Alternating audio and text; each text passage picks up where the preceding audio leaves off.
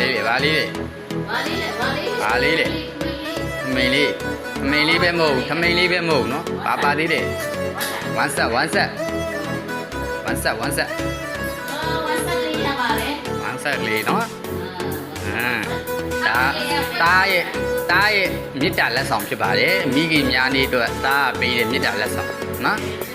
မိခင်ကအဲ့ဒါလေးကိုချုပ်ပြီးတော့ဝတ်ပြပါလို့နော်ဒီဘက်မှာလေနော်ရပြီဒါလည်းနော်အမျိုးသားပေးတယ်အမျိုးသမီးအတွက်မိခင်လက်ဆောင်ဖြစ်ပါတယ်နော်ချုပ်ပြီးတော့ဝတ်ပေးပါလို့နော်ကျေးဇူးတင်ပါတယ်နှစ်ယောက်